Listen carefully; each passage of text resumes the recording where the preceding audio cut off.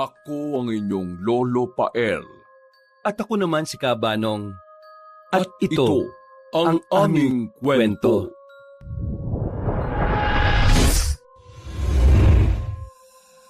Tahimik ang gabi at tanging huni ng mga kuliglig at kaluskos na mga dahon sa likod ng barong-barong ang naririnig ni Aling Harya. Nasa sahig ang pamangkin niyang si Roque. Maimbing ang tulog habang nakayakap sa lumang backpack na kaisa-isang gamit na dadalhin nila sa pagtakas. Hinagod ng ginang ang buhok ng 13 gulang niyang pamangkin. Napabuntong hininga siya dahil alam niya sa sarili na hindi tama ang ganung pangangatawan para sa edad ng lalaki. Payat yun at laging may lungkot sa mga mata. Hindi man masabi pero alam ni Aling Harya na kasalanan niya rin kung bakit ganon ang pangangatawan ni Roque. Siya ang nagdala sa pamangkin niya sa impernong buhay nila ngayon. Matapos siyang makipagrelasyon kay Mang Junior na malahalimaw pala ang totoong pag-uugali. Habang inihimas ang buhok ng kaawa-awang pamangkin na katatapos lang saktan ng kanyang kinakasama, ay inayos niya ang kumot nito. Roque, kaunting tiis na lang, pamangkin. Makakalaya rin tayo sa impyernong lugar na ito. Pagkadaka ay bumalikwas siya sa pagkakaupo at dumungaw sa maliit na siwang ng dingding. Tiyempo na wala pa si Junior. Madalas kasi ay nalalasing yon sa kabilang baryo at umuuwi ng madaling araw. May bahid ng dugo ang kamiseta at may bagong pilat sa muka. Ngayong gabi na ang pagkakataon namin. Hindi na kami pwedeng manatili pa rito. Nagtago siya ng ilang gamit sa ilalim ng kamang kawayan kasama ang kaunting bigas, isang lata ng sardinas, 2 bote ng tubig at ilang barya. Wala siyang dinala na kahit anong dokumento dahil hindi mahalaga yon sa ngayon. Ang mahalaga para sa kanya ay makalayo sila ni Roque sa lugar na yon. Wala na nga siyang sinayang na oras. Ginising niya ang nahihimbing na batang lalaki. Pupungas-pungas yung bumangon habang punong-puno ng pagtataka. Tiya, bakit niyo po ako ginising? Anong oras na po ba? Wala pa sa alauna ng madaling araw. Halika na, aalis tayo, Roque. Saan po tayo pupunta ng ganitong oras? Aalis na tayo sa impyerno habang wala pa yung demonyo.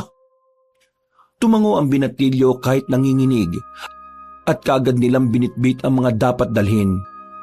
Bago pa dumating si Mang Junior. Makalipas ang ilang minuto, bitbit ang backpack ay dahan-dahang lumabas ang magtiya sa likuran ng bahay. Dumaan sila sa likod ng mga kasagingan. Sa likod bahay ng mga kapitbahay na mga tulog pa. Ilang hakbang pa ay narating na nila ang kalsadang lupang dinaraanan ng truck ng maggugulay na si Mang Jun tuwing 3:30 ng madaling araw. Ito ang regular na biyahe ng Ginoo para ihatid ang mga gulay sa palengke ng syudad.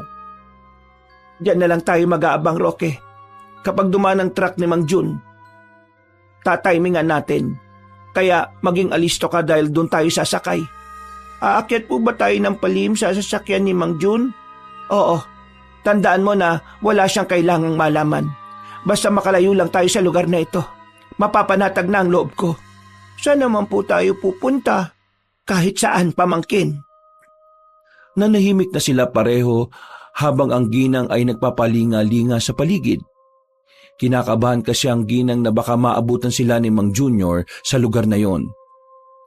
Sa mga oras kasing to ay posibleng nakauwi na ang lalaki sa bahay nila. Lumipas ang 30 minuto ay mas lalong sumilay ang kaba sa puso ng ginang. Pero hindi siya umaatras dahil buo na talaga ang desisyon niya.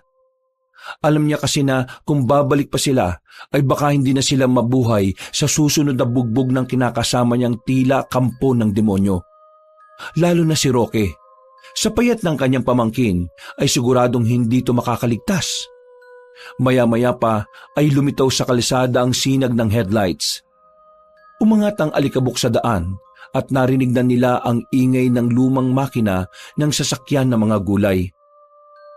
Yun na yun, Roque. Humanda ka na. Handa na po, tiya. Pero kinakabahan po ako eh. Huwag kang matakot. Kasama mo ang tiya mo. Tandaan mo na kapag hindi tayo makakaalis ngayon, ay sigurado mayayari tayo pareho sa Tio Junior mo. Kaya kahit ano mangyari, dapat makasakay tayo sa truck ni Mang Jun. Naintindihan mo ba? Opo. At dumaan na nga sa harap nila ang truck ni Mang Jun. Malaki ang sasakyan na puno ng mga bayong ng repolyo, kalabasa at sayote. Sa bandang unahan ng likurang bahagi ay kita ang 2 binatang nakaupo. Yun ang mga anak ng Ginoo na si July, 25 anyos, at si Augustus, 23 anyos. Mabilis na kumilos ang magtiyahin. Sa gilid ng daan ay sinabayan nila ang pagkabagal ng truck sa isang lubak. Agad na itinulak ng ginang si Roque paakyat at pagkatapos ay pinilit niya rin ang sarili na makaakyat. Kamuntikan pa siyang hindi makahabol pero mabuti na lang ay nahawakan siya ng pamangkin. Sumiksik sila sa ilalim ng mga bayong sa dulo, sa pwesto kung saan hindi kita sa harap. Tahimik lang sila habang kinakabahan. Hinawakan ni Aling Harya ng mahigpit ng kamay ng batang lalaki. Saka siya nanalangin dahil batid niya sa bawat pag-alog ng truck ay parang hampas ito ng kanilang kapalaran. Hindi na alam ng ginang kung anong mangyayari dahil ipinaubaya na niya sa Diyos ang lahat. Ano na po mangyayari sa atin, Tia? Hindi ko alam, Roque. Pero Diyos na ang bahala sa atin. Niyakap niya ng maigpit ang pamangkin hanggang sa makatulog na sila pareho. Sumikat ang araw habang umaandar pa rin sila. Naalimpungatan ng ginang matapos makaramdam ng init. Pinagmasdan niya ang pamangkin na nahihimbing pa rin ng tulog kaya napabuntong hininga siya at pasimpleng uminat. Pagsinghot ay nalangap niya ang kulob na amoy ng mga gulay. Pawis na pawis sila pero hindi niya yun alintana. Nasanay na sa ganoong klase ng buhay si Aling Harya dahil mas matindi pa roon ang kanyang kinakasama. Mas okay pa to kaysa sa sigaw ni Junior. Kaysa sa mga bugbog niya at pagpaparamdam na wala kaming kwenta. Walang-wala ang init at mabahong amoy na ito kaysa sa mga kalupitan niya. Natigilan na siya nang marinig ang boses ni July, ang panganay na anak ni Mang Jun. Pagkatapos noon ay saglit silang huminto dahil nakayayaang umihi ang 3 lalaki. Nakiramdam lang ang ginang sa kung anong mangyayari hanggang sa narinig na lang nilang bumukas ang likurang bahagi ng truck. Dol! Augustus! Tulungan mo muna akong alisin tong isang bayong. Halika! Sige kuya, wait lang dahil di pa ako tapos umihi. Dahil sa narinig ay biglang kinabahan si Aling Harya para sa kanila ni Roque. Isiniksik pa niya ang katawan nila ng pamangkin pero sa loob ng ilang segundo, pagkuha kasi ng magkapatid na July at Augusto sa 2 bayong, ay nabuyangyang na ang magtiya. Uy! Ano to? O, Aling Harya? Pasensya na, July at Agustus. Wala na kasi kaming ibang malalapitan. Pakiusap, huwag mo kaming pabababain ni Roque. Kapag naabutan kami ni Junior, alam mo naman kung anong sasapitin namin. Napakamot ng ulo ang 2 binata at nang mapansin ni Mang Jun na parang ang tagal na ng anak niya sa likuran, ay bumaba siya at nakita nga rin ang magtiya na nakasiksik sa isang sulok. Anak, anong ginagawa niyo riyan? Hindi ba't... Jun, naglayas na kami ng pamangking ko. Tumakas na kami sa demonyong yon. Alam niyo naman, di ba? Sasaktan na naman sana kami ni Junior kagabi. Hindi ko na kaya at awang-awa na ako rito sa bata. Pakiusap. Dadamay mo pa ako sa problema niyo mag-asawa eh. Naku naman Harya Paano kung magtanong ang asawa mo sa akin? Anong sasabihin ko ron? Huwag mo na lang sabihing sumabay kami sa inyo. Total, hindi naman niyo talaga kami pinasakay. Umakas lang kami ng palihim. Ganun na lang. Basta makarating lang kami sa syudad. Wala nang problema. Kung kailangan mo ng bayad pandagdag ng gas, magbibigay ako sa inyo. May 500 pa naman ako dito. Tay, pasakayin na po na muna natin sila. Alam naman natin ang gagawin sa kanila ni Mang Junior kapag nahuli sila ulit. Sige na naman, please Jun. Siguradong hindi lang kami bubugbugin ni Junior. Papatayin pa niya kami kapag nagkataon. Parang awa mo na. Kahit si Roque na lang ang isabay ninyo hanggang sa syudad. Kahit maiwan na ako rito, para mo ng awa. Habang napapaluha ang ginang ay tahimik na napatingin si Mang Jun sa mga anak na tila sang-ayon naman sa pag-angkas ng magtiya. Maya-maya pa ay nag-angat ng tingin ang Ginoo at nagbuntong hininga na lang. O sige, kung papayag kayong tumulong sa pagbubuhat sa palengke, hindi ko na kayo ibababa rito. Oo, sige. Walang problema sa amin ang pamangkin ko, Jun. Tutulong kami sa pagbubuhat ng mga gulay. Pangako. Pero hanggang sa lungsod lang kayo ha. Hindi ko kayo madadala kung saan pa. Oo, Jun. Kami na ang bahala sa sarili namin pagdating doon. Maraming salamat talaga. Utang ko ang buhay namin ni Rocky sa iyo. Pagkatapos ng pag-uusap na yon, ay bumalik na ang lahat sa pwesto. Binigyan ni Augustus ng dala niyang pandesal si Aling Harya na malugod namang tinanggap. Nang panatag na ang lahat, ay nagtuloy-tuloy na ang biyahe nila. Ang akala ni Aling Harya na maayos ng pagbabiyahe patungo sa panibagong buhay ay tila biglang napurnada. Isang malakas na tunog ang narinig nila at kasunod nun ay umuga ang truck bago tumigil. Tay! Flat tayo! Dahil doon ay lahat sila ay bumaba ng sasakyan at pare-parehong napatingin sa na-flat na gulong. Nakita nga nila na may nakausling pako roon. Pako? Tingnan mo tayo. Parang sinadya to ah. May mga pako sa gitna ng daan. Putya naman oh. May nambibiktima yata ng mga biyahero dito ah. Malayo pa naman tayo sa syudad. Ay, naku naman talaga oh.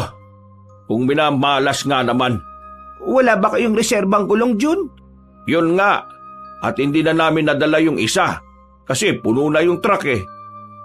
Ngayon lang din naman kasi kami dumaan dito dahil baharon sa kabilang kalimitan naming dinaraanan. Kailangan nating humingi o humanap ng tulong. Teka, parang may nakita akong karatula sa may pagliko natin kanina eh. Parang may baryo ron. Sino pong pupunta ron, Tay? Kayo na lang ng kapatid mo. May iwan ako rito kasama tong sina Harry at Roque. Tabs, narinig mo yung sinabi ni Tatay ah. Tara na, tumayo ka na dyan. Magmadali na tayo para maayos na yung gulong. Malulugi tayo kapag nabulok yung mga gulay na yan. Ayaw ko maglakad na malayo. Alam niyo naman na yan ang pinakaayaw ko eh. Kaya ka tumataba eh. Kami na lang ni Roque ang sasama sa iyo, July. Mabilis naman kami pareho maglakad dahil sanay kami sa takbuhan lalo na kapag tinatakbuhan namin si Junior. Maiwan na lang po kayo dito, Aling Harya, para makapagpahinga kayo. Hindi rin kami makakapagpahinga rito. Sigurado akong gumagawa na ng paraan yun si Junior para mahabol kami at kapag naabutan niya kami rito, ayaw ko naman na madamay kayo. Kaya sasama na lang kami sa iyo para kung sakali doon na rin kami sa baryo humanap ng masasakyan para hindi na rin kami makaabala sa inyo. Napatungo na lang ang mag-aama dahil alam naman nilang may punto si Aling Harya.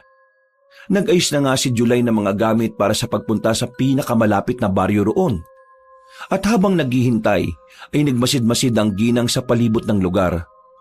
Wala talaga siyang makitang ibang nadaan at parang sila lang talaga ang tao roon. Napatingin siya ulit sa truck at habang pinagmamasdan ang gulong na tila pinasabog ng mga nakatagong pako sa kalsada, may kung anong malamig na pakiramdam na dumampi sa batok ng ginang. Parang may nanunood. Napalingon siya sa likuran sa isang puno pero wala naman siyang nakitang kung ano roon. Parang hindi ito aksidente ah. May naglagay talaga ng trapikong pako dito sa daan. Wala tayong choice. Kailangan talaga natin humingi ng tulong. July, sa gubat sa kanan, may nakita akong karatula kanina. Baryo raw ng kulimlim at mga 5 kilometro lang siguro. 5 kilometro? Wala na bang ibang daan? Pasensya ka na, Harya. Pero wala na talaga akong nakitang ibang daan eh. Kung kaya ko lang ang lakaran, ako nang sasama kay July eh. Huwag mo na kaming alalahanin. Sanay nga kami ng pamangkin ko sa hirap. Magpahinga ka na lang dyan. Makakahingi kami ng tulong, sinisiguro ko sa iyo. Maraming salamat naman. Kami ni Rocky ang dapat na magpasalamat kasi tinulungan nyo kaming makalayo sa demonyo kong kinakasama. Aling Arya, Rocky, tara na, ready na ako. Matapos magpaalam ay naiwan na nga ang mag-amang June at Augustus habang sina Aling Harya, Roque at July ay naglakad na ng 5 kilometro para marating ang Baryo Kulimlim. Para mas mapabilis ay tinahak na nila ang gubat. Kung susundan kasi nila ang kalsada ay malayo pa ang iikutin nila at lalo lang matatagalan. Mainit ang araw pero madilim sa loob ng kagubatan. Siksik ang mga punong kahoy at ang mga ugat ay parang mga litid sa ilalim ng lupa. Sa bawat hakbang nila ay may tunog ng tuyong dahon na nadadaganan. Ngunit kakaiba ang pakiramdam na magtiya. Lalo na si Roque na panay ang tingin sa kung saan-saan. Tiya, may sumusunod po yata sa atin. Ha? Sigurado ka ba dyan, pamangkin? Opo, naririnig ko at napapansin ko po eh. Pero para silang nagtatago at biglang nawawala. Kunin-kunin mo lang yon, Roque. Kayo talaga mga bata, oh. Ang lalawak na mga imahinasyon ninyo. Tama ang Kuya July mo. Tahimik kasi masyado kaya naga ng imahinasyon mo. Kainin mo na lang tong binigay na pandesal ng Kuya Agustus mo. Tumango-tango na lang si Roque at nagpatuloy na sila sa paglalakad. Makalipas ang mahigit 30 minutong lakad, sa wakas ay nakita na rin nila ang karatulang yari sa kahoy na may nakaukit na salitang maligayang pagdating sa baryo ng Kulimlim. Nakahinga sila ng maluwag lalo na si July dahil sabik na ang binata na makahingi ng tulong. Napatingin ang tatlo sa paligid. Ang baryo ay nasa gitna ng kagubatan na parang hindi nararating ng modernong panahon. May mga bahay na yari sa kawayan. May maliliit na ilog at mga batang tila nakangiti habang sila ay lumalapit. Napansin ni Aling Harya na tila may kakaiba sa mga ngiti ng mga matatandang sumalubong sa kanila. Halatang hindi natural at merong itinatagong lihim. Pagpasok nila sa arkong kahoy ay isang matandang lalaki ang unang lumapit sa kanila. Matangkad siya, payat at puting-puti ang buhok, pero tuwid ang tindig. May suot siyang pulang bandana at hawak ang isang baston na may ukit ng ahas. Aba, mga bisita. Ako nga pala si Tatang Ambo. Kayo ba'y naliligaw? Hindi naman po kami naliligaw, Tatang. Naflatan po kami ng gulong dahil may mga pakong nakaharang sa daan eh. Baka may makatulong sa amin dito sa baryo. Ay nako, swerte nyo at napadpad kayo rito. Tahimik ang aming baryo at walang gulo. Bukod doon, ay malapit pa kami sa kalikasan. Magpahinga muna kayo sa aming bulwagan at mamaya bibigyan namin kayo ng makakain. Ay, maraming salamat po. Gusto ba namin pagbigyan ng gusto nyo pero kailangan na po talaga namin ng tulong eh. Baka po may makakasama dyan o kalalakihan na makakatulong sa amin na magatak ng truck. O kung may motor po ba rito na pwedeng magamit papunta sa bayan para doon po ako makahingi ng tulong na maghahatak ng truck namin ng mga gulay.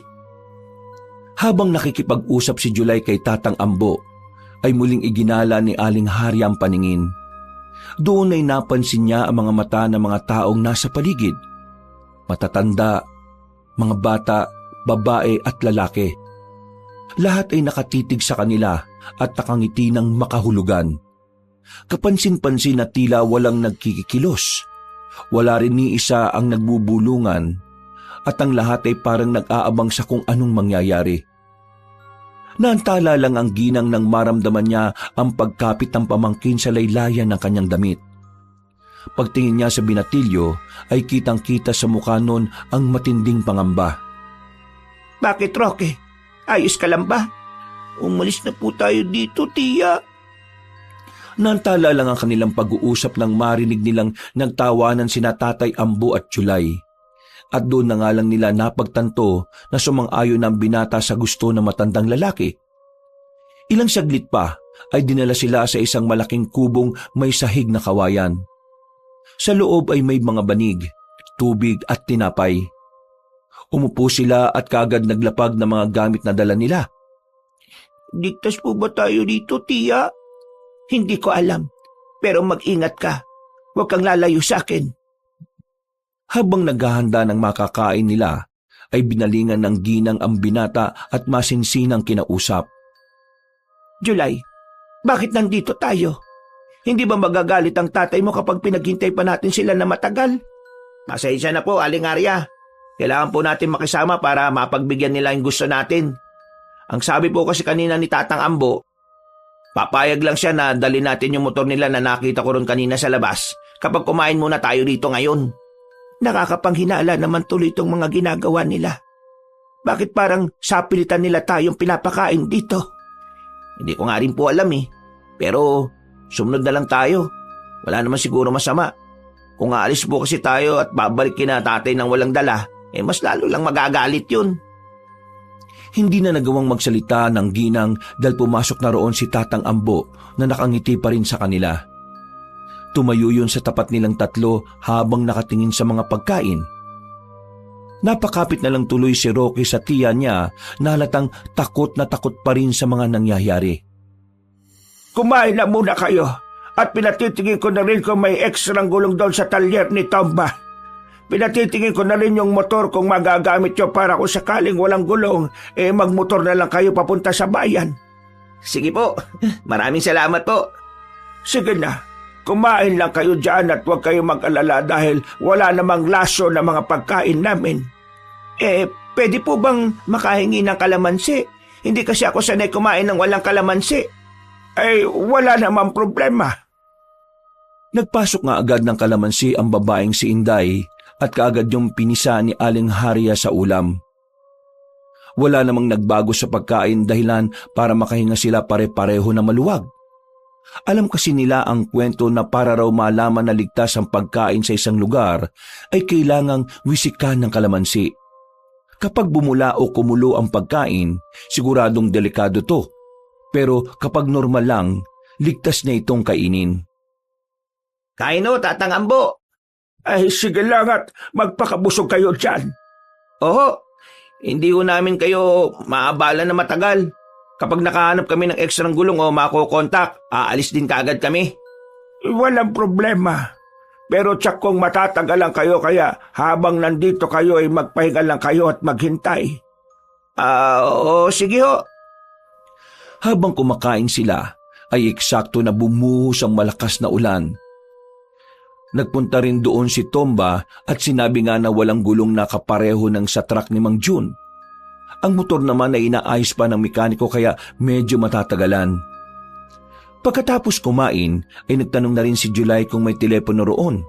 Pero wala raw sabi ng mga taga-baryo Kulimlim. Dahil doon ay napilitan ng maghintay ang lahat habang pinatitila ang ulan. Sana maayos na kaagad yung motor, no? Oo nga eh. Hindi ako komportable sa lugar na ito. Kaya kapag naayos yung motor, sasabay kami sa iyo papuntang bayan kung po pwede. Sige po, wala akong problema, Aling Harya. Naghintay na nga lang sila na tumila ang ulan. Habang nakadungaw ang ginang sa bintana, ay napansin niya pa rin ang kakaibang tingin ng mga tao. At sa tuwing lilingunin niya ang pamangkin, ay nag-aalala siya dahil halata ang takot sa itsura nun. Mga bandang 5:30 na ng hapon tumigil ang ulan. Kagad silang binalikan ni Tomba at sinabi nga na malaki ang problema ng motor. Matagal na kasing hindi nagagamit kaya halos hindi na raw gumagana. Napabuntong hininga si July sa sobrang pagkadismaya pero wala naman siyang magawa. Hanggang sa dumating na nga lang si Tatang Ambo para kausapin sila ulit. Pasensya na kung wala naman kaming naitulong. Nagtagal pa kayo rito. Naku, wala po yun, Tatang. Salamat po sa malugod na pagtanggap sa amin at saka sa pagkain. Sige po, babalik na lang po siguro kami sa truck kasi nag-aalala na rin yung tatay ko at kapatid ko sigurado. Baka nagugutom na rin yung mga yun. Kaunti lang kasi yung pagkain natira dun eh. Aabutin na naman kayo ng 3 oras niyan kapag naglakad kayo at baka umulan pa. Bakit hindi nyo na lang ipagpabukas ang pagpunta roon para ipasama ko ang mga pamangkin kong sina Idoy at Dudong, pati na rin sila Tomba at yung iba pang pwedeng makatulong. Magpapadala rin ako ng makakain. Po? Talaga po? Oo. Sa ngayon ay mag-aliw muna kayo rito dahil wala na rin naman tayong magagawa sa nangyari. Bukas naman ay siguradong makakaabot pa tayo ng tulong niyan. Baka may dumating na taga rito galing doon sa bayan. Hintayin niyo na lang din. May tricycle yung si Gregorio at bukas ng umaga nandito na yon. Mas mapapabilis kung doon kayo sasakay. Hindi po ba nakakaya kung dito kami makikitulog sa inyo? Nako, huwag kayong mahiya dahil sabi ka mga tao rito sa bisita. Kapag may bisita kami, bukas ang lahat ng bahay para sa bisita. Kaya kahit saan kayo matulog ay po pwede. Ganun po pala. Nako, sakat tiyempo rin ang dating nyo. May handaan mamaya sa plaza kaya pwede kayong makisalo. Handaan? Ano pong okasyon? Buwan ng Ani. Ginagawa to para sa mga bagong biyaya sa mga baryo. Nagkatinginan na lang sina Aling Harya at July habang si Roque naman ay takot pa rin ang nararamdaman. Hindi talaga komportable ang batang lalaki sa lugar na yon. Pero sa huli ay wala na rin silang nagawa kundi makiayon sa nais ng pinuno ng baryo na si Tatang Ambo. Tahimik na ang gabi pero hindi mapakali ang pakiramdam ni Aling Harya katulad ng kanyang pamangkin. Wari niya na ang katahimikang yon ay may dalang panganib. Ang lamig ng simoy ng hangin sa baryo ng Kulimlim ay may kakaibang haplos. Tila ba kinakalabit ang kaluluwa niya at nagbababala na para tumakbo palayo. Kumain na ang lahat sa plaza ng tinapay na matigas, sabaw na maalat at karne na hindi masabi ng ginang kung ano ang pinagkunan. Si July ay nakikisalo at nakikisaya rin, pero siya at ang pamangkin niya ay nararamdaman nilang ang paninindig ng balahibo dahil sa kung anong kadiliman ang bumabalot sa lugar. Maya-maya pa, habang nagkakainan ng lahat sa plaza, ay lumapit si Roque sa kanyang tiya. Katulad kanina ay kita pa rin ang takot sa mukha ng binatilyo. O Roque, saan ka ba nang galing? Kanina pa kita'y nahanap. Nagbanyo po ko, tiya, pero may napuntahan po ko rin sa likod ng bahay na pinagamitan ko ng banyo. Bakit? Ano bang meron doon? Tiya, may nakita po kong hukay, tapos may laman po yun. Parang katawan po ng tao. Ano? Sigurado ka ba dyan, Roque? Nagsasabi po ko ng totoo, tiya. Kahit po medyo madilim, alam ko po yung nakita ko. Naku, umalis na po tayo rito sa lugar na to. Ayaw ko na po talaga rito, tiya. Napatingin si Aling Harya kay Tatang Ambo na ngayoy nakaupo sa gitnang lamesa. Nakataas ang baso na gawa sa bao ng nyog. Nakangiti yun na parang walang alam. Pero sa mata na matandang lalaki ay halatang may nagkukubling lihim at kasinungalingan. Ilang saglit pa nga ay naantala na ang pag-uusap nilang magtiya nang biglang nagsalita ang pinuno ng baryo. Habang hindi pa bumubuhos ang ulan, ay ating ipagdiwang ang biyaya ng Kulimlim. Ngayong gabi ay magsasagawa tayo ng ritual ng pasasalamat. At dahil may mga panauhin tayo, kayo ang magiging bahagi ng aming seremonya. Ano? Ritual? Anong klaseng ritual po yun, Tatang Ambo? Isa lang itong simpleng pagbabasbas sa mga bagong salta. Ginagawa ito upang hindi na kayo mabalot ng sumpa ng kagubatan. Hindi na po siguro kailangan. Bukas ng umaga naman po, aalis na rin po naman kami. Nakakabala na po kami ng sobra sa inyo Pero salamat sa mga pagkain at magandang pagtanggap. Dito sa Kulimlim, walang umaalis ng hindi nababasbasan.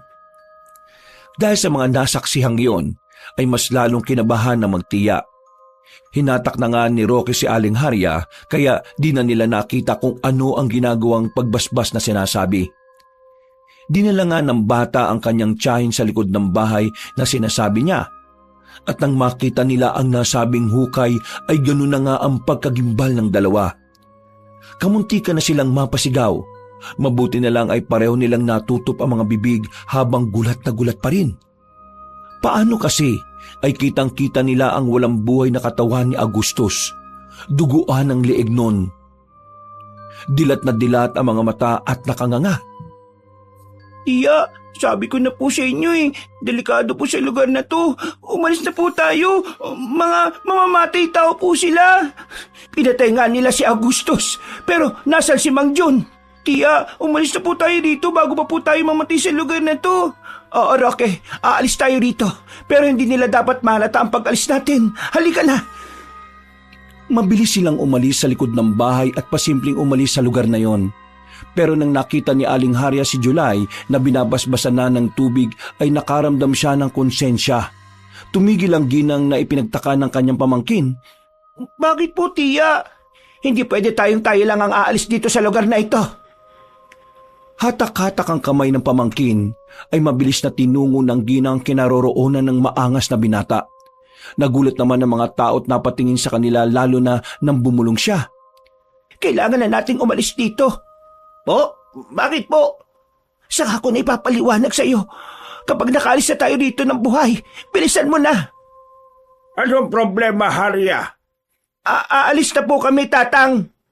Hindi pa tapos ang salo-salo At saka, akala ko'y nakaunawa na tayong dito kayo magpapalipas ng kape.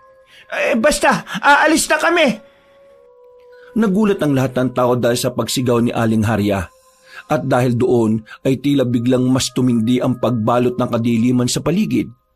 Ang mga taong kanina ay parang masayahing taga-baryo, ngayon ay nakatayo na. Tahimik, hindi gumagalaw.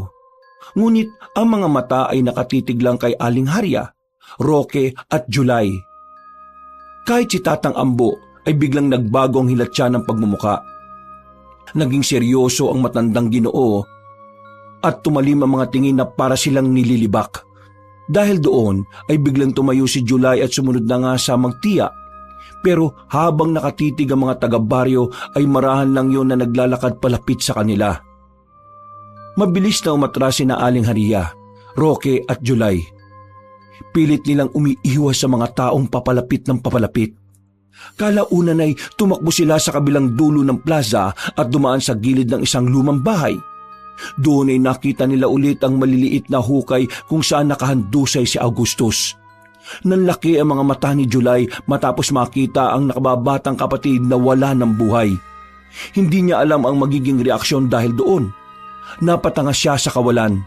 Mabuti na lang ay nahatak siya ni Aling Harya at Roque. Ang kapatid ko! Sila yung mga nag-iwan ng pako sa daan. Kagagawan nila at planado ang lahat ng to. Mga mamamatay tao sila, kaya hindi na tayo makakabalik sa truck, July. Anong ginawa niyo sa kapatid ko? Mga kriminal kayo! Hindi lang kami basta kriminal, July. Pagkasabing yun ni Tatay Ambo, ay biglang may kaluskos mula sa itaas. Sa bubong ng isang bahay na malapit sa kanila, ay may gumagapang na figura. Isang nilalang na matangkad, payat, mahaba ang daliri at may pakpak na parang paniki. Dahil mga aswang kami na kagubatan! Takbo na! Dali, July! Roque! Dali-dali na nga silang tumakbo at umalis sa lugar na yon. Pinagmasdan lang sila ng mga aswang na tuwang-tuwa sa mga nangyayari. Nang lumiko sila sa isang iskinita, ay may isang aswang na kaagad sumugod sa kanila. At dahil si July ang pinakamalapit, kaya dumampot kaagad ang binata ng bato at tinampas sa ulo ng nasabing aswang. Pero kahit tumama sa mukha ng aswang ang bato, ay hindi ito natinag. Sa halip ay tumili ang halimaw. Isang malalim at malagim na sigaw na tila tumagos sa mga buto. Mabilis na hinila ni Aling Harya ang pamangkin at sumunod naman sa kanila si July. Sa kabilang bahay tayo! Bilis! Pumasok nga sila sa isang lumang imbakan. Isinara nila ang pinto at ipinwesto ang isang upuan dito bilang barikada upang hindi makapasok kaagad ang mga aswang. Umuugong sa labas ang ingay ng mga nilalang na kampon ng kadiliman. May mga martilyo dito at kutsilyo, Aling Harya! Anong gagawin natin? Diyos ko po, paano tayo makakalis dito? Ang dami-dami nila! Pinatay nila ang kapatid ko! Mga hayop sila! Ipagiganti ko ang kapatid ko! Mga hayop! Mga demonyo sila! Habang natataranta ang dalawang nakatatanda, si Roque naman ay napatingin na lang sa pinto dahil tila may nagpupumilit na magbukas nito. Nang tingnan niya ulit ang tiyahin pati ang kasamang binata, ay tila wala pa rin sa wisyo mga yon dahil sa mga nangyayari. Hindi nila namalaya na mabubuwal na ang pinto. Mabuti na lang ay pinagtatatapik sila ng malakas ng batang lalaki. Tia Harya! Kuya July! Yung pinto! Masisira na po! Bago pa matapos si Rocky sa pagsasalita, ay tuluyan na ngang nabuhal ng pinto. Natakot silang lahat sa pag-aakalang may pumasok na halimaw, pero ganun na lang ang gulat nila nang makita si Mang Jun. Puno ng galos ang Ginoo pero halata naman na ayos ang lagay nun. Tuluyang napayak si July nang makitang buhay ang kanyang tatay. Dali-dali siyang yumakap dito at ganun din ang Ginoo. Tay, si Augustus po! Alam ko anak, pero sa ngayon, ang isipin muna natin ay kung paano tayo makakalis sa lugar na ito. Makinig kayo, July, Haria, Roque. Hindi tayo makakalaban sa dami nila. Pero kung makakabalik tayo sa kalsada, baka may dumaang sasakyan at makahingi tayo ng tulong. Kahit na anong mangyari, kailangan nating umabot sa bukana. Pero saan tayo dadaan, Jun? Siguradong paglabas natin dyan, makikita nila tayo. May ilog sa likuran ng baryo at doon ako dumaan kanina para masundan sila. Habang naghihintay kami ng truck, sinalakay nila kami at hinuli. Nakakawala lang ako at tumakbo sa putikan at pagkatapos ay sinundan ko sila. Pero nahuli na ako dahil napatay nila si Augustus. Ano pong gagawin natin, Tay? Isa lang anak, aalis tayo sa lugar na ito ng buhay. Kaya humanda kayo. Wala na nga silang inaksayang oras. Ang mga martilyo at kutsilyong nakuha sa lugar na iyon ay dinala nila sa pagtakas. Gamit ang nasabing pamukpok, ay sinira ni July ang likurang pader ng imbakan. Tumambad ng kakahuyan sa likod. Madilim ito, makitid at maputik dahil sa ulan. Hindi pa man sila nakakapasok, ay lumundag mula sa itaas si Tatang Ambo na ngayon ay hindi na mukhang tao. Nakahubad siya. Ang balat ay kulay abo. May malalalim na sugat na tila hindi gumagaling at ang mga mata niya ay pulang-pula na parang nagliliyab. Walang makakalis mula sa kulimlim! Hindi mo kami mapipigilan! Nagpambuno ang dalawa habang sina Aling Haria, Roque at July ay gumawa ng paraan para makalusot sa dalawang naglalaban. Nang makalampas na sila, ay bumalik si July para tulungan ng kanyang tatay. Sinamantala ng binata ang pagkakataon. Tinaga niya ang binti ni Tatang Ambo at pagkatapos ay sinaksak niya yon sa tagiliran kaya napaatras. Umangil ang pinunong aswang at umalulong na parang nagtatawag pa ng mga kasama. Pero natigilan na yon dahil sinipa siya sa mukha ni Mang Jun na halatang galit na galit. Humandusay ang pinuno ng aswang at nang tutuluyan na siya ni Mang Jun ay sa kanila narinig ang iba pang pag-ungol ng mga aswang. Halata na palapit na ang mga yon. Tay, tara na po! Baka dumating na yung iba at hindi na tayo makaalis pa! Kapag hindi mo ako pinatay ngayon, kahit saan ka magpunta, susundan kita! Kapag nahuli ko kayo, pahirapan ko muna sa harap mo bago patayin ang anak mong yan! Isang malutong na suntok ang tumama sa mukha ni Tatang Ambo. Pagkatapos noon ay umalis na sila sa lugar na yon. Tumakbo sila hanggang sa makalusot sa kagubatan. At ilang saglit pa ay naaninag na rin nila ang ilog. Tumakbo pa sila palusot at kahit madulas at madilim ay di nila alintana ang mga ito. Nagpatuloy sila sa pagtakbo na parang walang bukas. Mula sa hindi kalayuan ay naririnig pa rin nila ang ingay ng mga aswang na parabang nagkakasiyahan sa paghahanap sa kanila. Nagpatuloy ang pagtahak nila sa gilid ng ilog. Pinilit nilang habulin ang daloy patungo sa bukas na daan. At sa wakas ay nakakita na rin sila ng ilaw mula sa isang paparating na tricycle. Ligtas na tayo! May tricycle na! Huwag tayong lalapit sa tricycle na yan! Bakit naman? Mas matutulungan tayo ng taong sakay niyan. July, naalala mo ba ang sinabi ni Tatang Ambo na yung isa sa mga taga-baryo Kulimlim ay may tricycle? Tinawag pa nga niyang Gregorio ang lalaking yon. Malamang, yan yung taong yan. At kung taga-baryo Kulimlim siya, isa rin siyang aswang. Hindi pa man natatapos ang babae sa pagsasalita, ay nakita na nga nilang nagpalit na ng anyo ang nagmamaneho ng nasabing tricycle. Kumingap-singap yon sa kawalan kaya umaksyon kagad si Mang Jun. Kumuha siya ng mga putik at isa-isang nilagyan ng mga kasama bago mahinang nagsalita. Kanina ko lang na-discover na hindi nila naaamoy ang isang taong nakababad sa putik. Yun ang dahilan kaya ko sila nasundan sa baryo. Pag-alulong ni Gregorio ay mabilis yung lumundag sa mga kapunuan palayo sa lugar na yon. Nagpatuloy naman sila hanggang sa makarating sa bukana kung saan ay nakita na nila ang ilaw mula sa isang military truck. Sabay-sabay silang humarang sa gitna at kumaway habang humihingi ng tulong. Ang awa niyo na! Tulungan niyo kami! Tulong po! Tulong! Huminto ang nasabing truck at bumaba ang ilang mga sundalo. Nang masiguro na hindi sila mga rebelde ay kagad silang inakyat sa truck. Nakahinga sila ng maluwag pare-pareho kahit papawisan, puno ng gasgas at ng mga sugat.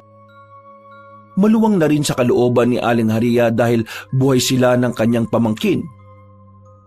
Mainit ang ilaw ng truck pero mas mainit ang yakap ng pag-asa. Habang nakasakay doon ay halata ang paghabol ng hininga nilang apat. Napatanong pa nga ang isang sundalo sa harap nila kung anong nangyari, kung bakit sila tila mga naliligo sa putik. Nagkatinginan muna sina Mang Jun at Aling Haria na tila nag-uusap ang mga mata kung sasabihin nga ba ang totoong nangyari. Hanggang sa magdesisyon na nga ang Ginoo na magsalita. Galing kami sa baryo Kulimlim. Para sana humingi ng tulong dahil nasira ng sasakyan namin ng gulay. Pero ang mga tao ron, hindi sila tao. Mga aswang sila at hinabol kami kaya kami nagtago sa putikan para hindi nila maamoy. Natigilan na si Mang Jun dahil nagtawanan ng ilang sundalo. Pero may ilang nakinig at tila seryoso, kabilang ang magpinsan sina Sargento Aga Marticio at Sargento Mulak Lunisio. May alam din kasi ang mga yon patungkol sa mga aswang dahil laking probinsya sila sa Kabisayaan. Bakit po kayo tumatawa? Sa tingin niyo ba'y gumagawa kami ng kwento? Mag-aaksaya ba kami ng oras na magputik ng katawan kung walang katotohanan ng sinasabi namin? Tiya, tama na po. Hayaan mo ako, Roque. Hindi nila alam ang totoong nangyari kaya nila tayo pinagtatawanan. Alam niyo bang namatayan ng anak si Mang Jun at kapatid nitong si Jolay? Kaya wala kayong karapatang tumawa. Hindi porket pinasakay niyo kami rito may karapatan na kayong pagtawanan ng mga nangyari sa amin. Haria, huminahon ka. Natural lang naman na tumawa ang mga taong hindi naniniwala. Pero mahirap man paniwala ng mga sinabi namin. Totoo yon. May isang baryo ng aswang na malapit dito kaya hindi pa tayo ligtas kahit na nandito na tayo sa truck. Posibleng sinusundan pa rin nila tayo hanggang ngayon. Natahimik ang lahat dahil sa sinabing yon ng Ginoo. Pagkalaon ay magkasunod din na nagsalita sina Sargento Lunisio at Sargento Marticio. Ipinaliwanag ng magpinsang sundalo ang paniniwala nila sa aswang noong nasa probinsya pa sila at hindi pa nadidestino. At habang nagkukwento, wala pang 5 minuto ang nakalipas sa biyahe nang biglang umalingaw-ngaw ang isang matinis na huni mula sa labas. Nagulat ang lahat ng sakay ng truck dahil alam nilang hindi yun gawa ng isang normal na hayop. At sa kasagsagan ng kanilang pananahimik ay muling kumapit ng mahigpit si Roque sa kanyang tiyahin. Tiya, nararamdaman ko na po sila. Nandito na po ang mga aswang. Nasundan na po nila tayo. Eksaktong pagkatapos magsalita ng batang lalaki ay biglang lumipad sa harap ng windshield ang isang nakakatakot na nilalang. Malaki, balingkinitan, may pakpak na parang paniki at may mga kukot pangil na kasing haba ng daliri ng tao. Napamura ang nagmamanehong sundalo hanggang sa suntukin ng halimaw ang salamin. Sa pagkabigla ng driver ay na-out of control ang truck. Gumewang sa madamong gilid ng kalsada at sumalpok sa isang malaking puno. Niyakap agad ng ginang ang kanyang pamangkin dahil sa takot. Habang sina Mang Jun at July at ang iba pang sundalo ay nagulat din sa nangyari. Roque! Tiya! Naunang bumaba sina Sargento Lunisio at Sargento Marticio na inalalayan sila pagkalaon. Nakita nilang umusok at lumiyab na ang harap ng truck. Mula roon ay naririnig nilang sumisigaw ang driver. Ang katabi nito pati ang halimaw na may pakpak. Naipit kasi yun sa sinalpukan nilang malaking puno. Ang ilang sundalo nilang kasama na kaninang nagtatawanan ay hindi ngayon makapaniwala pagkakita sa aswang na may pakpak. Tiya, paparating na po yung ibang aswang. Umalis na po tayo rito. Huwag ka mag-alala, Roque. Aalis tayo sa lugar na ito. Tila lumindol ang paligid. Gumalaw ang mga punong parang may dumadaang demonyo. At ilang sandali pa nga ay isa-isa nang bumagsak ang mga aswang mula sa itaas sa mga puno sa paligid nila. Nagulantang ang mga sundalo sa mga nakita at kagad din namang sumenya sa magpinsang sarhento na paputokan ng mga yon. Habang nangyayari ang engkwentro ay inakagkagad ni Mang June ang mga kasama. Tumakbo na lahat sa gubat at huwag sa kalsada!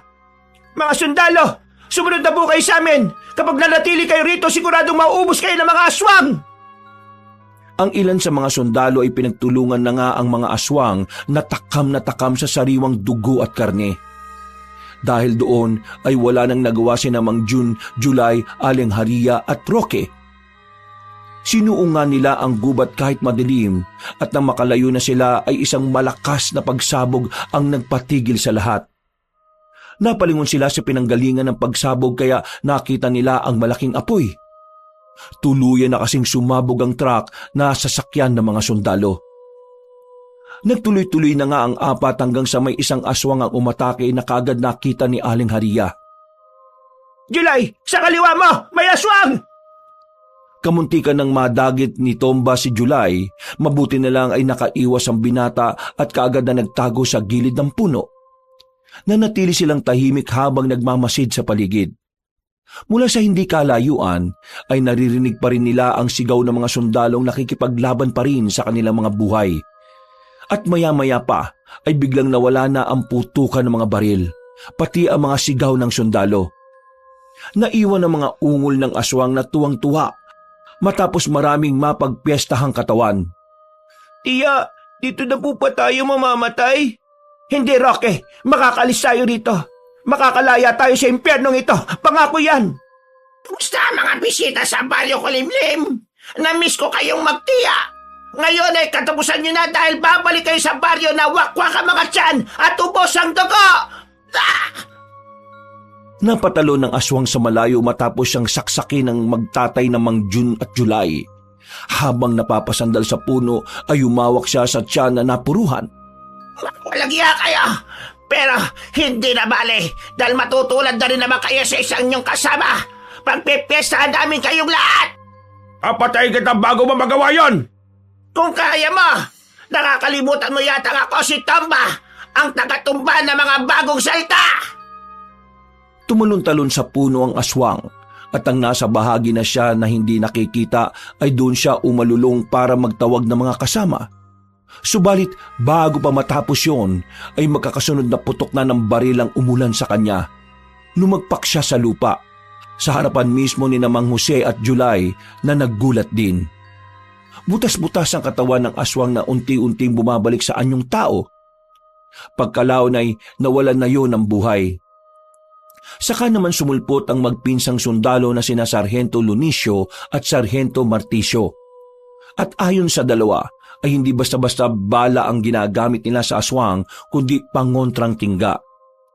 Doon din ay sinabi ng dalawa na naubos na ang mga kasama nila. Nilapan na lahat ng mga aswang.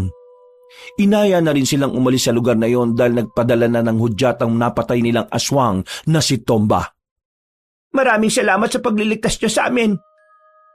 Sinabi nga ng magpinsan na hindi pa sila ligtas kaya mabuting magsama-sama lang. Binagyan din nila ng iba pang gamit na panlaban sina Mang June, July at ganoon na rin si Aling Haria. Maya-maya pa, sa paglalakad nila sa masukal at madilim na gubat, ay sumalubong na naman ang dalawang aswang. Sina Dudong at Idoy na mga pamangkin ni Tatang Ambo. Katulad ng iba, ay may pakpak din ng dalawa at sinabi nga ni na Sargento Lunicio at Sargento Marticio na aswang na mga layog ang kaharap nila. Tapos na ang pagtakas. Sasaulin kayo ng lupa ng Kulimlim, mga walang kwentang tao. Ito ang saluhin niyo mga animal! Tinalon niya sa dilim ang aswang na layog at nakahawak siya sa pakpak nito. Umigtad sila at nagpagulong-gulong sa lupa. Dahil doon ay sumugo din si Idoy pero hindi siya hinayaan ni July na makalapit sa tatay niya. Mamamatay kayo mga aswang kayo! Gagantihan namin kayo sa pagpatay sa kapatid ko! At buong lakas na inihagis ni July ang martilyong bitbit sa mukha ng aswang na si Idoy. Parehong bumagsak at napatay ang mga aswang na sina Dudong at Idoy. Dali-dali naman silang umalis sa lugar na yon dahil naririnig nila ang iba pang aswang na paparating pa. May mangilan-ngilan pa silang nasa lubong pero dahil na rin sa tulong ng kasama nilang sundalo na halatang sanay sa pakikipagtunggali at maraming alam sa aswang, madali nilang natatalo ang mga kalabang nakakaharap. Ang magtiya ay nakaramdam ng kapanatagan kahit tila malayo pa sa katotohanan ng lahat. Kahit pa wala pa rin kasiguruduhan kung makakaligtas nga sila at aabot pa ng umaga. Meron pang isa ron sa bandang puno. Tingnan niyo! Kagad nagpaputok ng baril si Sargento Lunicio at kahit madilim ay nasapul niya sa noo ang aswang na bumagsak sa lupa na wala ng buhay. Nang meron pang sumunod na maliit na aswang ay inikot ni July ang katawan nito at tinaga ang leeg. Tumalsik ang itim na dugo dahilan para mapaurong ang dalawa pang aswang na susugod sana. Ano? Lumusob kayo! O walang iya kayo! Dumating ang aswang na si Gregorio na nasa anyo ng aswang at sumalakay ito. Mabilis siyang kumilos kaya nagtakbuhan sila palayo at patago. Dahil doon ay mas lumakas pa ang loob ng dalawang aswang na kaninang inaduduwag na. Tiya, natatakot po ako. Mamamatay na po yata tayo dito eh. Ang dami ng mga aswang. Huwag kang matakot, Roque. Dahil hindi tayo papabayaan ng Diyos. Magtiwala lang tayo at manalangin sa Kanya. Hinawakan ng ginang ang kamay ng kanyang pamangkin, saka sabay silang pumikit at nanalangin. Sa isang iglap ay narinig na lang nila ang aswang na si Gregorio na sumisigaw sa tindi ng sakit na nararamdaman. Walang iya kayo mga sundalo kayo! Hindi ako papayag na mapatay niyo ako ng basta-basta! Papatay ko kayo! Papatay ko kayo! Ikaw ang unang mamamatay. Etong sayo! Kitang-kita na magtiya kung paano pokpokin ni July ang tagiliran ng aswang. Tumakbo kagad siya sa gilid ng puno at nagtago at sina Sargento Lunicio at Sargento Marticio na ang sumunod na umatake. Pagka-reload ng kanilang baril, ay magkakasunod nilang pinaputukan si Gregorio na nakaiwas pa noong una. Pero sa ikalawang pagkakataon ay hindi na niya natakasan ng mga tinggang may pangontra. Sinubukan niya pang tumakas pero biglang sumulpot si Mang Jun sa harapan niya habang gumagapang siya. At saan ka pupunta, aswang ka?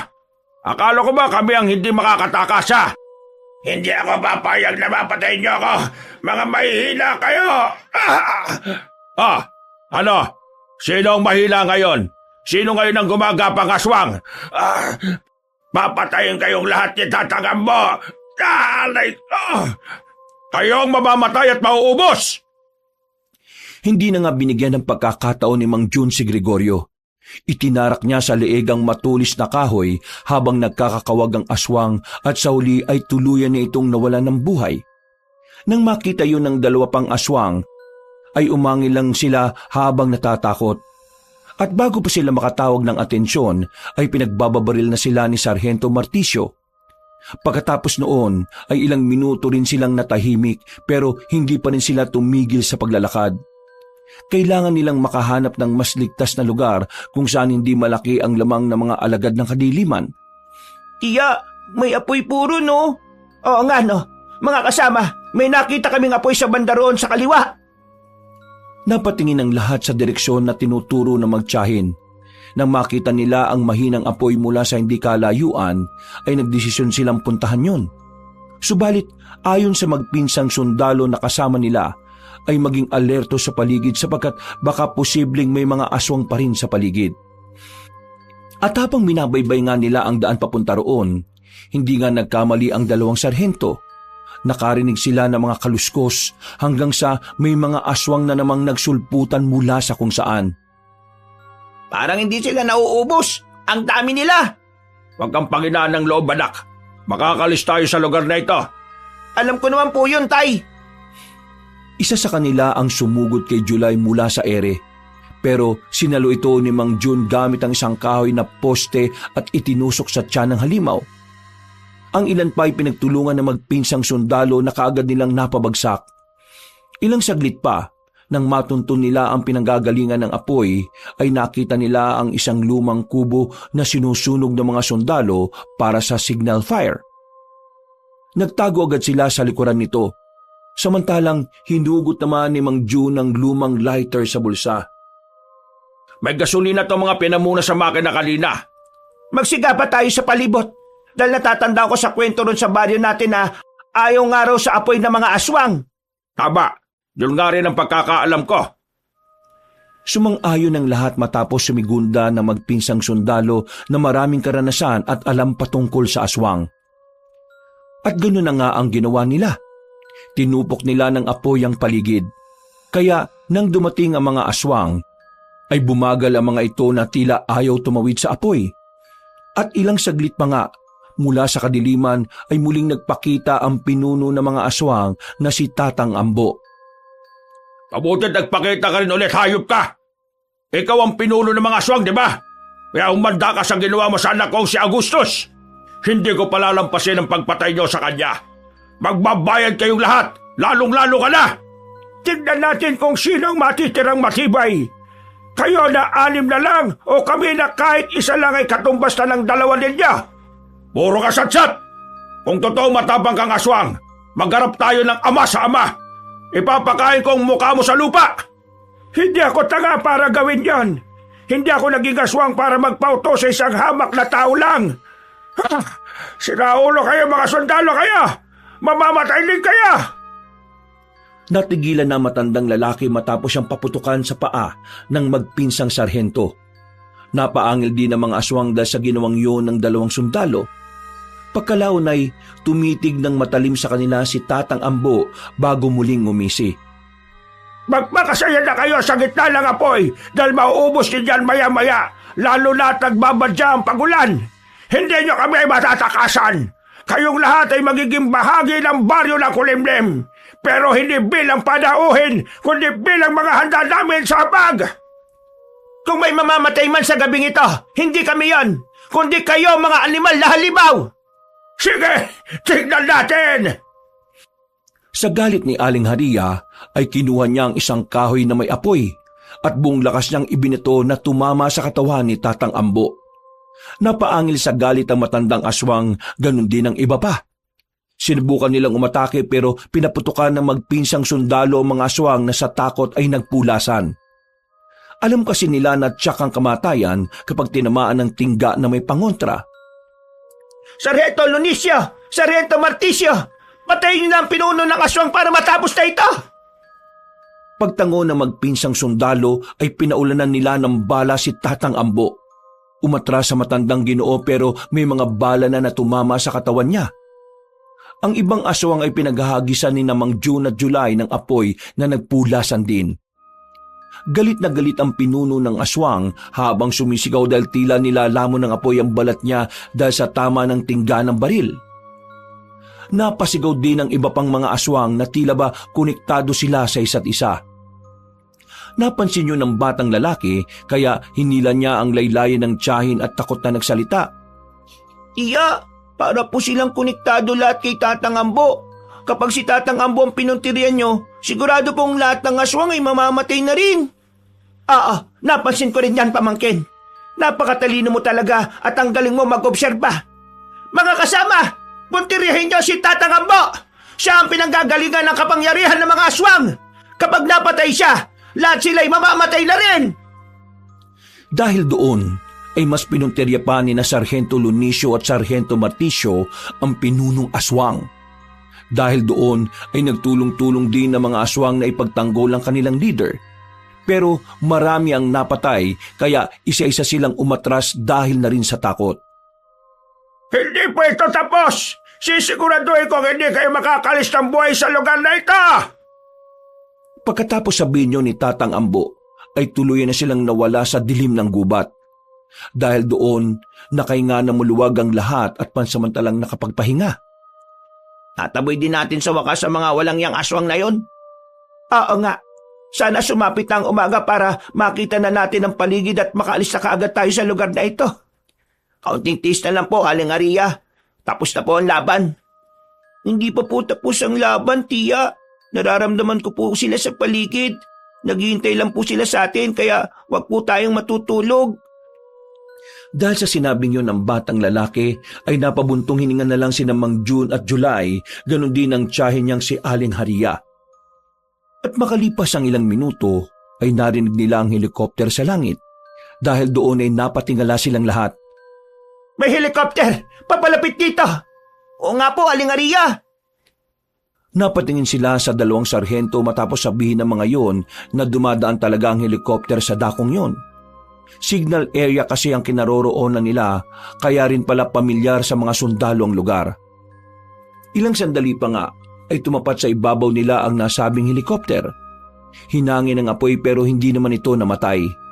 Nagulog mula sa itaas ng mahaba at matibay na tali at mula roon ay nagbabaan ng ilan pang sundalong galing sa syudad.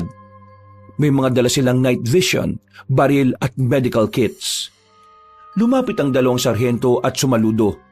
Rumisponde ang mga yon dahil bago sumabog ang military truck ay nag-report na ang mga sundalo kanina. Nireport ni na Sarhento Lunicio at Sarhento Marticio na sila nga lang ang nakasurvive sa nangyari. Kasama ang mga sibilyan na sina Mang June, July, Aling Haria at Roque. Nakikiusap po ako sa inyo. Isama niyo na po kami at huwag na po kayong babalik sa baryo Kulimlim. Magsikat na po ng araw kayong maggalugad dahil delikado sa ngayon. Nasa paligid lang po ang mga aswang. Napaismid ang mga sundalong nakarinig. Natawa pa nga ang ilan dahil sa sinabi ng batang lalaki. At pagkatapos ay sinama na nga silang lahat pasakay ng helikopter. Habang lumilipad palayo ang sasakyang panghimpapawid, ay napapatingin ang magtiya sa mga kapunuan sa ibaba. Niyakap ni Aling Haria ng mahigpit ang kanyang pamangkin. Roque, sa wakas ay makakalaya na talaga tayo sa impyerno. Hindi na rin tayo masusundan ng Tiyo Junior mo. Magsisimula na tayo ng panibagong buhay. Hindi na nga po tayo masusundan ni Tiyo Junior pero yung mga aswang po tiya, hindi po sila titigil. Huwag mo nang isipin yon. Hindi nila tayo masusundan na po. Maniwala ka sa akin. Naririnig ko pong bumubulong sa angin si Tatang Ambuy. Sige na, matulog ka na, Roque. Pagod lang tayo pareho. Dahan-dahang nagpikit ng mga mata ang magtiya at paggising nila ay nasa shelter na sila sa syudad. Lagpas 1 linggo silang nagpagaling sa isang shelter sa lungsod. Binigyan din sila ng proteksyon ng lokal na pamahalaan at isang ulat ang natanggap ni Aling Haria na ikinabigla niya. Wala na raw ang kinakasama niyang si Mang Junior dahil nasaksak ng mga kainuman. Wala na rin daw ang baryo ng Kulimlim. Ayon sa mga sundalo ay pinagsusunog ng mga otoridad ang nasabing lugar at inilibing sa ulat bilang aksidente ng sunog sa kagubatan. Nabawi rin ang truck ng mga gulay na mag-amang June at July, pero hindi naman nabawi ang katawan ni Agustus. Sinasabi kasing kasama na raw itong natupok sa baryo ng Kulimlim.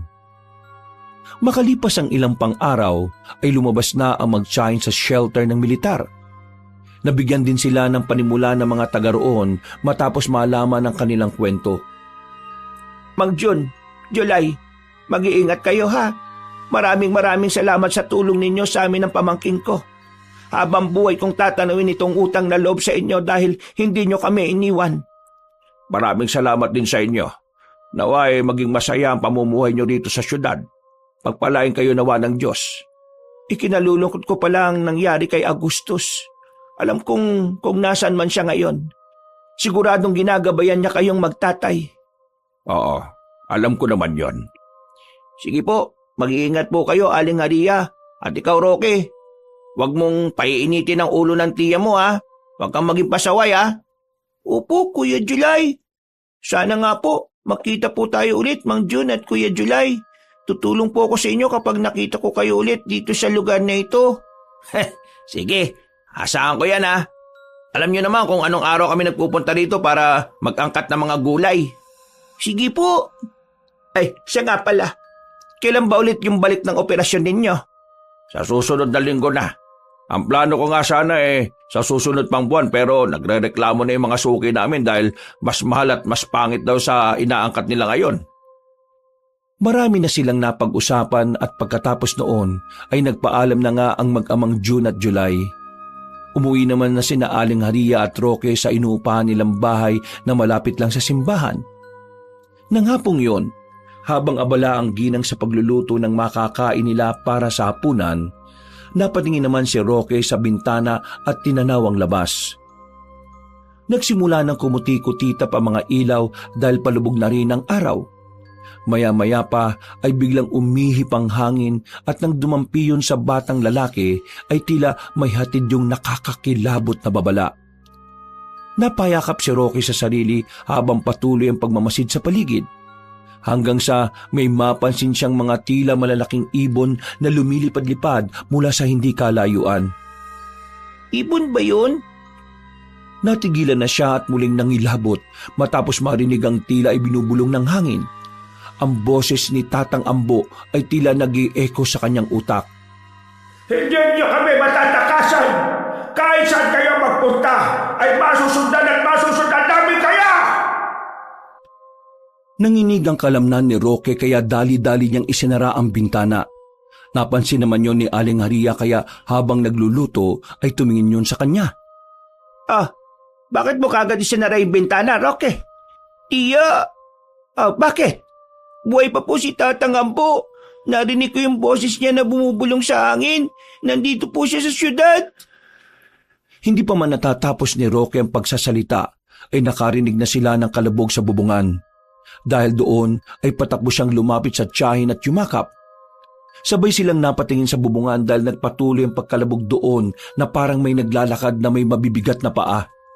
Tiya, nandito na po siya. Nagbalik na po siya. Diyos ka pa!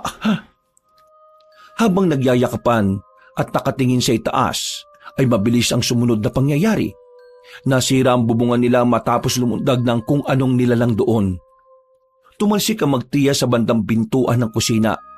Pagdilat ng mga mata nila ay ganoon na lang ang gulat nila nang makita ang nakakatakot na nilalang. May malapaniking pakpak, may tim at makinis na balat. Mahabang mga kuko at matatalim na mga ngipin at pangil. Naglalaway pa yon habang inilalabas ang mahabang dila sa kanila. Si Tatang Ambo ay biglang ngumisi sa kanila habang tinatapunan sila ng matalim na tingin. Kumusta? Ano mo kami natuntun dito? Sinasabi ko naman sa inyo, hindi niyo ako matatakasan. Pagkatapos ko sa inyong magtiya, ang magtatay naman na yun ang isusunod ko, pati yung mga walang yang sundalo. Sira ulo kang bata ka! Bakit mo akong binato ng pigurin? Nagsasalita pa ako! Wala kang galang sa nakatatanda! Dubayan mo na kami! Nananahimik na kami Bakit ko naman gagawin yan? Pagkatapos yung ubusin ang buong angkan ko, ay sasabihin mo sa akin yan. Pinatay niyo si Inday, si Tomba, si Dudong, si Indoy at Gregorio. Kaya naman, iisa-isain ko rin kayong lahat. Kayong sumalakay sa amin! Pinagtanggol lang naman namin ang sarili namin Malahimik kang palasagot na bata! Tandaan mo to! Nagkamali kayo ng ginawa. Dapat ako ang pinuntiryan nyo. At inunang mapatay dahil kaya ko ulit magparami ng lahi sa maiksing panahon lang. At sisimulan ko yon sa inyong magtiya. Gagawin ko kayong mga kampon ko!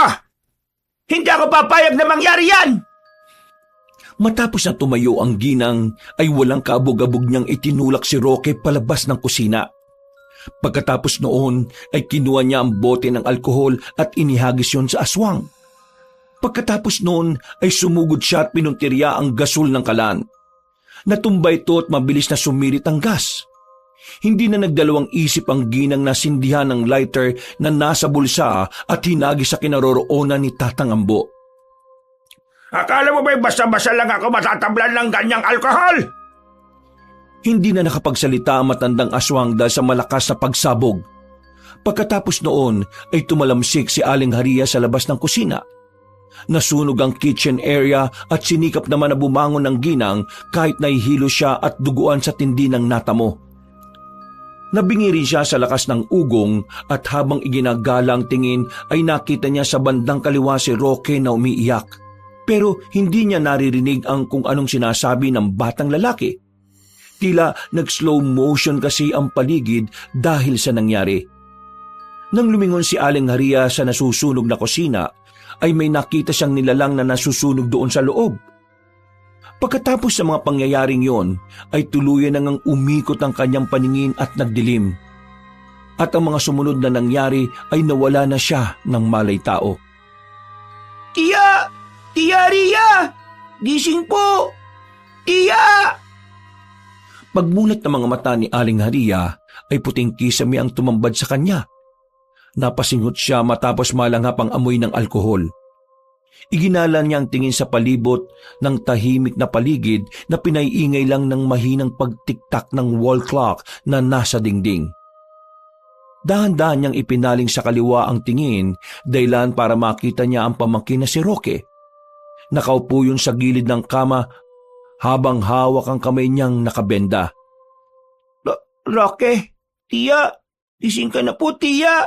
Salamat po sa Diyos na gising ka na po. Nasaan tayo, pamangkin? Anong ginagawa ko rito? Anong nangyari? Nasa ospital po tayo ng lungsod, Tiya. Mamaya ko po ipapaliwanag ang lahat. Tatawag lang po muna ako ng nurse, ha? Lumabas nga kagad ang batang lalaki at tumawag ng manggagamot habang umiiyak. Laking pasalamat niya talaga sa Diyos dahil nakaligtas ang kanyang tiyahin sa malagim na panganib. Nang okay na ang lahat, ay sinabi nga ng doktor na malayo na sa panganib ang ginang. At matapos siyang matingnan, ay muling nag-usap ang magtiyahin. Salamat po talaga sa Diyos. Okay nang lagay niyo, Tiya. Salamat din sa pag-aalaga mo sa akin.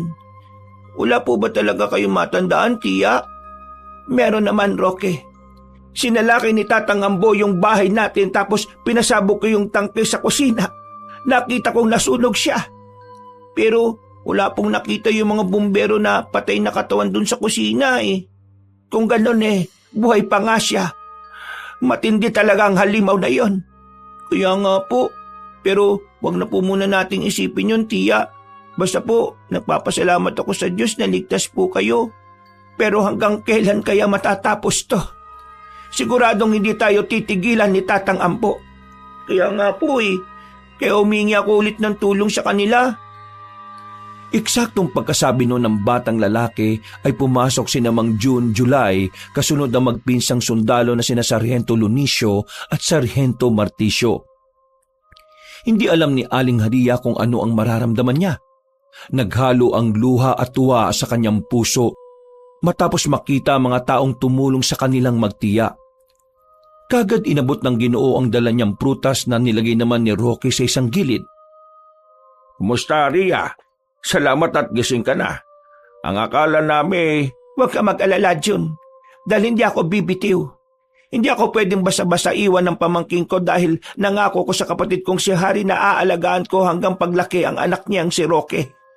mabuti naman kung ganon. Gusto ko lang sabihin sa iyo, Haria, na malakas ka.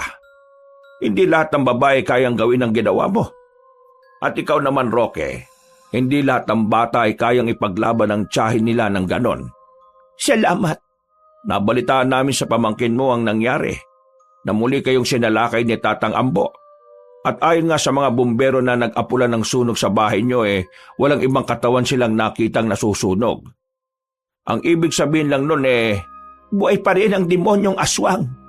Nagbabala siya sa amin. Sinabi niyang gaganti siya at iisa-isay niya tayo.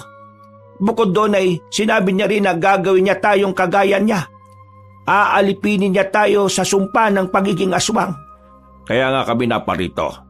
Nakausap na kami ni Sargento Lunicio at Sargento Marticio at handa silang tumulong ulit sa ating kasama ang ilang sundalo.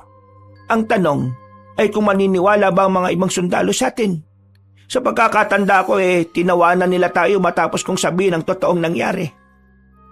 Ipinaliwanag ng magpinsang sarhento na ang isasama nilang mga sundalo ay katulad din nilang naniniwala sa mga hindi pangkaraniwang bagay. Kung ganon, ano ang gagawin natin para matapos na ang lahat ng ito? Nagsasawa na rin akong tumakas ng tumakas. Panahon na siguro para tayo naman ang lumusob sa walang hiyang aswang na iyon para matuldukan na ang kasamaan niya. Kapag nakalabas ka na rito, magsisimula tayong kumilos. Kaya magpagaling ka kaagad, Haria. Hindi mo na kami uuwi ni July sa baryo para tapusin ang misyon na ito. Pagkatapos ng seryosong pag-uusap na yon, ay pansamantala na ngang nagpaalam sina Mang June, July, Sargento Lunicio at Sargento Marticio. Nagpasalamat ulit ang Mag-Chine sa tulong ng mga yon at makalipas ang ilang araw, paglabas ni Aling Haria sa ospital, ay humanap na sila ulit ng bagong matutuluyang bahay. Sa kabutihang palad ay meron kaagad silang nahanap na malapit naman sa pamilihan. Biyernes ng hapon ay nakatipo na ulit sila sa bahay ng magtiya. Tinalaki nila kung papaano tuluyang mapapatay si Tatang Ambo. At sa tulong ng ibang kakilala ng dalawang sarhento ay natuntun nga nila ang kinaroroonan ng nasabing aswang. Makinig kayo mga kasama. Unang-una sa lahat ay nagpapasalamat ako sa Diyos dahil pinahintulutan ako at tinayaan ni Sargento Lunicio at Sargento Marticio na manguna sa operasyong ito. Kahit na sila ang mas may karanasan kaysa sa akin at ganon din ang mga sundalong kasama natin. Tumahimik ang paligid at seryosong nakinig ang lahat sa Ginoo. Ngayong gabi na ito ay nalaman na natin ang pinagtataguan ni Tatang Ambo. Doon siya sa bukiling nasa dulo ng lungsod at ginagamit niyang lugar na iyon para mambiktima ng mga inosenteng tao. Ngayong gabi na ito ay sasalakayin natin siya. Kung dati siya ang lumulusob, ngayon naman ay siya ang lulusobin natin. Siguradong masosurpresa siya sa gagawin natin. Naintindihan niyo ba ako mga kasama? Oo, naiintindihan namin. At katulad ng plano, ipapain natin ikaw, Haria. Sisiguruduhin nating mahuhulog siya sa patibong. Palilibutan natin ang lugar at para hindi niya tayo maramdaman ay magbabalot tayo ng putik na may katas ng bulok ng mga dahon. Sa tulong ni na Sargento Lunicio at Sargento Marticio, ay mas magiging mabisa ang mga yon dahil sa kaalaman nila sa ganitong bagay. At kapag nasilo na natin siya, sabay-sabay natin tong isasaboy. Napatingin ang lahat sa hawak ng Ginoo na isang maliit na botelya. Kulay berde ang likidong laman nun at nang binuksan niya yon ay umaalingasaw ang amoy ng dahon. Sa tulong pa rin ni na Sargento Lunicio at Sargento Marticio, nalaman natin na mabisang panlaban sa mga aswang ay ang katas ng talumpunay. Ang lugar na maraming tanim na ganitong halaman ay hindi natake ng mga aswang dahil ayaw na ayaw nila ang amoy nito. Kapag sinaboy natin ito kay Tatang Ambo, unti-unti siyang mamamatay na parang nalulusaw at parang sinabuyan ng asido. Handa na ba lahat? Nagsigawan ng lahat ng nasa silid at idiniklara na nga kagad nila ang tagumpay.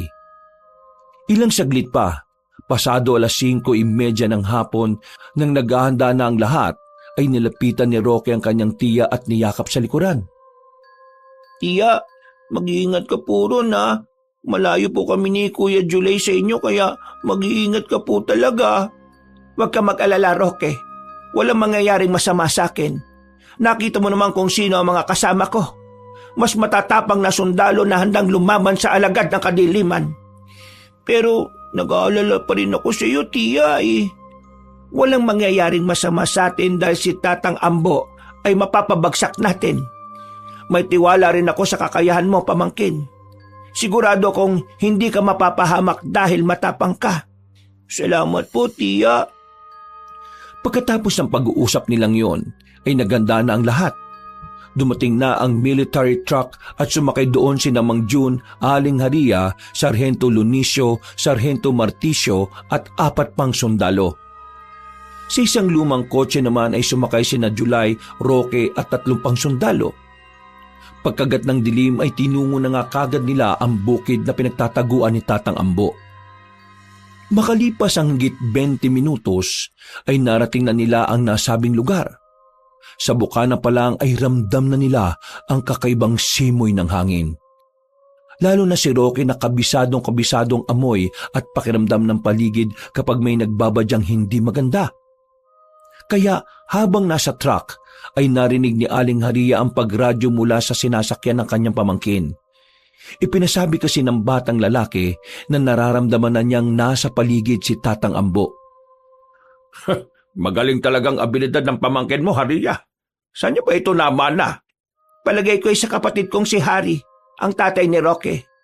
Noong mga bata pa kami, tanda ko na madalas din na kapag may kakaibang pakiramdam ang kapatid ko. Palagi niya yung sinasabi. Sayang at hindi ko rin nakuha ang ganong kakayahan. Hindi mo man nakuha ang ganong klase na kakayahan. May pambihirang tapang ka naman na hindi mapapantayan ng kahit na sino. Kahit pa si Tatang Ambo. Sus, tama na ang pambobola. Maganda na tayo. Matapos silang magngitian, ay sumeryoso na ulit ang lahat. Sumenyas na kasi ang dalawang sundalo sa labas na humalugog sa lumang kamalig. Ayon sa mga yon, ay may nakita silang mga gamit ng tao at nakumpirma nga nila na doon namamalagi ang hinahanap nilang aswang. Matapos yung makumpirma, ay kagad bumaba ng truck sila Aling Haria, Mang Jun, Sargento Lunicio at Sargento Marticio. Naiwan naman ang ibang sundalo para magmatsyag sa paligid hanggang sa isang nakakakilabot na alulong ng aso ang narinig nila mula sa hindi kalayuan. Sinundan niyo ng nakakatakot pang ungol ng kung anong halimaw mula sa lumang kamalig. Maya-maya pa ay nakita nila mula sa mga punong nasa likod nito ang mga ibong tila na bulahaw. Nakarinig na rin sila ng nakabibiging tunog ng pamilyar kina Mang Jun at Aling Haria. Siya na yon. Oo nga, sigurado rin ako dyan. At hindi nga sila nagkamali dahil mula sa hindi kalayuan ay sumulpot na nga si Tatang Ambo. Pero hindi na siya nag-iisa dahil higit sa 10 aswang ang nasa likuran niya. Bukod doon ay ibang-iba na ang itsura na matandang Ginoo. Sunog na sunog ang katawan nito matapos ang nangyari kamakailan lang. Aba, nakakabili ba mga tapang na meron kayo? At kayo pa talaga ang sumalakay sa akin? Ha! Mahusay din at natuntun nyo kagad ang kinaroroonan ko. Dapat talaga kayong maging mga alagad ko. Mabuti na lang at nagsama-sama na kayong nagpunta rito. Hindi na ako mahihirapan pa kapag ginawa ko kayong mga aswang. Hindi mangyayari ang gusto mo. Dahil ikaw ang mapapatay namin dito ngayon din. Ha! Tingnan natin! Tingnan talaga natin. Kaya umanda kang animal ka. Papatayin kita at sisiguraduhin ko sa pagkakataong ito ay hindi ka na mabubuhay. Talaga ba? Gusto ko palang ipakilala sa iyo ang isa sa mga bago kong alagad. Lumabas ka na, Agustus! Nanlaki ang mga mata ni Mang Jun at July nang makita ang biglang pagsulpot niya Agustus. Pero kakaiba na ang itsura ng matabang lalaki dahil lalatang patay na to na tila pinilit na lang pabangunin sa hukay. Hala, nagulat ka ba, Jun? Dapat ay matuwa ka dahil napili ko ang anak mo na maging alagad ko. Dahil para kapag ginawa ko rin kayong aswang, ay magkakasama-sama na kayo. Kumustahin mo naman ang anak mo nga maranhig. Ang sama mo talagang hinayupa ka. Pagbabayad ka sa ginawa mo. Hindi ko ito palalampasin. Humalakak ng malademonyo si Tatang Ambo at pagkatapos noon ay inutusan na nitong sumalakay ang amaranhig ng si Agustus. Walang pag-aalinlangang sumalakay ang matabang lalaking aswang at nang itutok ng mga sundalo ang kanilang baril ay pumigil si Mang Jun. Nag-request siya sa mga kasama na siya na ang bahala sa aswang na yon. Si July naman, habang nasa lumang sasakyan ay napapayak na lang sa galit kaya hinawakan siya sa kamay ni Roque para mapakalma. Sa uli ay si Mang Jun ang tuluyang kumitil sa buhay ng anak na naging amaranhig. Binaril niya yun sa ulo gamit ang tinggang pangontra aswang. Napalod si Augusto sa tila ba nalulusaw na humandusay sa lupa. Nakakatuwa naman pagmasdan ang muling pagkikita ng mga ama. Ikaw mismo, Jun, ang pumatay sa sarili mong anak. Mamamatay ka na! Dahil sa galit ay sumugod na namang mag-isa ang Ginoo, kaya sumunod na rin ang iba pang mga sundalo. Napapangiting sumenyas naman si Tatang Ambo sa mga bagong alagad na kagad umatake sa mga sundalo. Sila July at Roque naman ay nanatili sa loob ng lumang sasakyan kasama ang 3 mga sundalo habang ang lahat ay nakikipaglaban sa labas. At mabilis nga ang mga sumunod na pangyayari. Kitang-kita na nadihado si Tatang Ambo dahil sa malalakas na pangontra ng mga sundalo. Talagang pinaghandaan nila ang laban na yon. Nang makita ng mga matatandang aswang ang pangyayari ay tumakas na ulit siya. Pero hindi hinayaan ni Mang Jun at Aling Haria, Sargento Lunicio at Sargento Marticio na makatakas ang kalaban. Magkakasunod na pinaputukan ang magpinsang sundalong si Tatang Ambo na tinamaan sa magkabilang pakpak. Lumagapak ang matandang lalaki. At mula sa harapan niya ay sumalubong ang iba pang sundalo na umikot na may bahid ng mga putik sa katawan. Napapalibutan ka na namin at mag-isa ka na lang! Magbabayaran mo lahat ng ginawa mo, Tatang Ambo! Humanda ka! Wala ka ng takas ngayon! Walang yakang aswang ka! Ha! Subukan mong tumakas sa amin ngayon kung kaya mo! Sino naman ang nagsabi sa inyo na tatakas ako? Handa na akong harapin ng kamatayan, pero hindi lang ako ang dapat mamatay, kundi tayong lahat! Nagtaka sila nang makita na may kinuwang supot na matandang lalaki. May nakita silang kulay pulang ilaw mula sa loob ng supot at nang buksan yun ng aswang ay ganun na lang ang pagkabigla ng lahat ng mga sundalo. Ano yan? Bomba yata yan! Napatingin sila sa dalawang sarhento matapos yung sumigaw na pasabog na ang dala ng matandang aswang. Tignan natin kung matatakasan niyo itong lahat! Sinabihan silang lahat na tumakbo pero tila huli na ang lahat. Isang malakas na pagsabog ang naganap at ikinagulat ni na July at Roque mula sa lumang sasakyan. Tia Ria! Tatay! Dali-dali silang tumakbo sa kinaroroonan ng pagsabog at gano'n na lang ang gulat nila nang makita ang nangyari. Maraming lasog-lasog na katawan ng nagtalsikan na parang angging ulan. At sa kabutihang palad ay kaagad nakapagkublisin ng Mang Jun at Aling Haria, Sargento Lunicio, Sargento Marticio at iba pa.